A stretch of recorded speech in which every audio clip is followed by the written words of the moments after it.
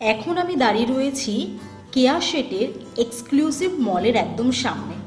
Shopping করতে এসেছি ভাবছো? না না, একদমই নয়। কি করতে এসেছি এবং কেন এসেছি টোটালটার জন্য তো আমার ফুল ভিডিওটা দেখতে হবে। 2024-এর 1 জানুয়ারিতেই কিন্তু কেয়া শেটের এক্সক্লুসিভ মলের একদম পাশেই লঞ্চ হয়েছে একটা নতুন রেস্টুরেন্ট পান্তা। অবশ্যই এটাও কিন্তু কেয়া শেটেরই একটা নতুন প্রচেষ্টা। কেয়া শেট এক্সক্লুসিভে তো অবশ্যই আমরা বিভিন্ন রকম কসমেটিক্স পাচ্ছি, ব্রাইডাল কালেকশন পাচ্ছি, সাথে জুয়েলারিও থাকে গোল্ড এবং ডায়মন্ডের। এবং তার পাশেই এখন একটা নতুন রেস্টুরেন্ট খুলেছে, সেটা হচ্ছে পান্তা। 2024-এই হলো তার নতুন শুভ উদ্বোধনটা। আমি এসেছি 1 জানুয়ারিতে নয়, একটু লেট হয়ে গেছে, তবুও এসে বেশ ভালোই লাগলো। ছোট্ট একটা ফ্যামিলি রেস্টুরেন্ট, খুব সুন্দর করে কিন্তু সাজানো গোছানো রয়েছে। আমি যেদিনকে এসেছিলাম সেদিনকেই হচ্ছিল দুটো অনুষ্ঠান, মানে দুজনের আইবুড়ো ভাতের পর্ব চলছিল, সাথে একটা বার্থডে পার্টিরও সেলিব্রেশন চলছিল ছোট্টখাট্টোর মধ্যে।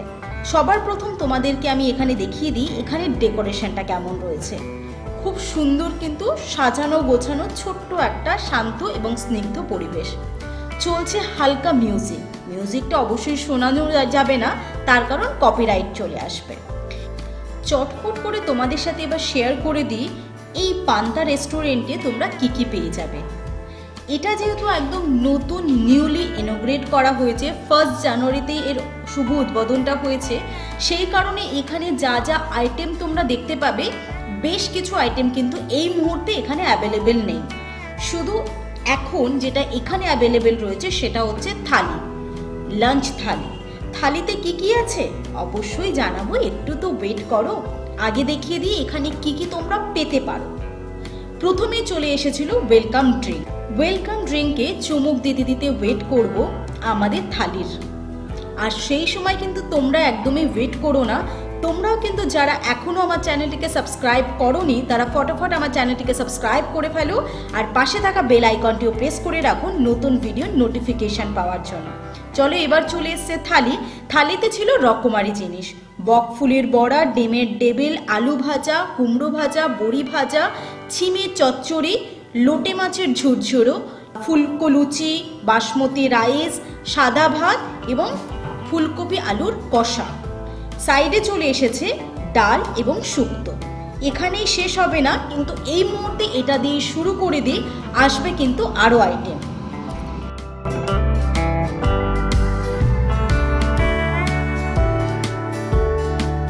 আমার আস্তে আস্তে বেশ খানিকটা সময় লেগে গেছিলো, মানে প্রায় 3:30-4টে বাজে যেই টাইমে আমি পৌঁছেছিলাম, পেটে একেবারে ছুঁচো দৌড়চ্ছে।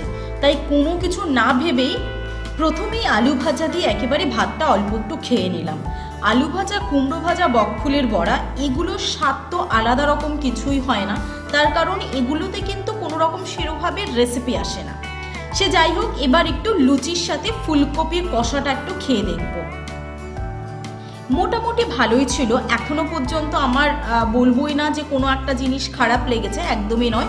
চচ্চড়িটা, সিম চচ্চড়িটাও টেস্ট করেছি, সেটাও বেশ ভালো। এবার আমি আস্তে আস্তে প্রতি কটা খাবারেরই স্বাদ উপভোগ করব। যেহেতু তোমাদের সাথে অলরেডি শেয়ার করেছি আমার লাঞ্চটা আজকের দিনে অনেকটাই লেট হলো, তো আমি আর ডাইনে বায়ে কোনো দিকে না তাকিয়ে একেবারে সোজা মন প্রাণটা আমি প্লেটেই দিয়েছি।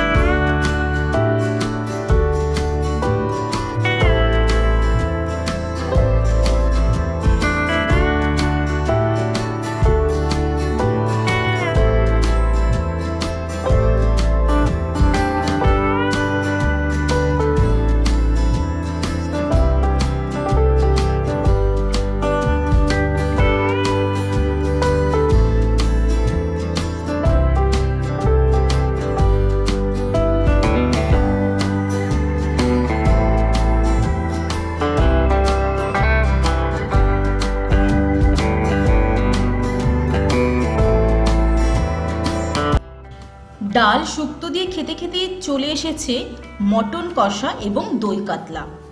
এবার দই কাতলাটা একটু টেস্ট করে দেখব। হ্যাঁ, মোটামুটি ভালোই ছিল। সমস্ত কিছুতেই আমি একটা জিনিস দেখলাম এখানে, যে একটু নুনের পরিমাণটা কিন্তু বেশ খানিকটা কম ছিল। যখনই আমরা কোনো বড় সড়ো রেস্টুরেন্টে খেতে যাই বা এই ধরনের কোনো বড় ব্র্যান্ডের, যেমন ধরুন ভূতের রাজা দিল বড়ি হোক বা কেয়া শেটের এখন নতুন পান্তাই হোক, সেখানে কিন্তু আমাদের এক্সপেকটেশনটা অনেকটাই হাই নিয়ে যায়। তার কারণ এত বড় একটা ব্র্যান্ড বলে কথা, তো সেখানের খাবার দাবার একটু সেই তুলনায় ভালো হবে না সেটা তো আমরা ভাবতেই পারি না।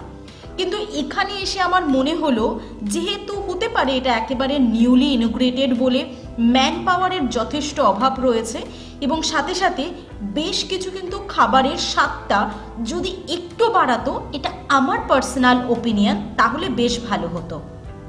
থালির কনসেপ্টটা এরকমই হয় যে আমরা যে থালিটা অর্ডার করব সেই থালির প্রতিকটা আইটেম একেবারে চোখের সামনে থাকবে, তারপর আমরা খাওয়া শুরু করব।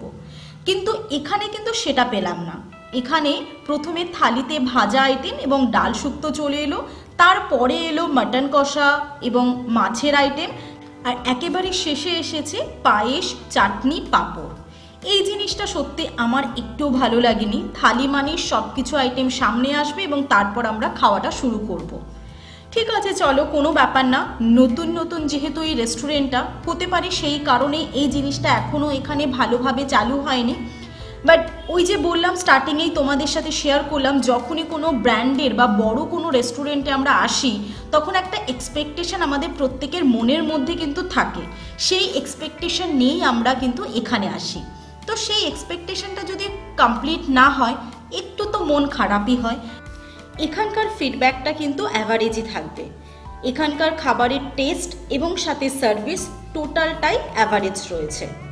সার্ভিসটা খুব বেশি স্লো, এতটাও স্লো ভালো লাগে না কোনো রেস্টুরেন্টে গেলে, একটু ফাস্ট হলে ভালো হতো। আর যেটা তোমাদেরকে বললাম, থালি মানেই একসাথে সমস্ত রকম আইটেম আসবে, ধীরে ধীরে গেলে খাবারের মজাটা সেরকম থাকে না।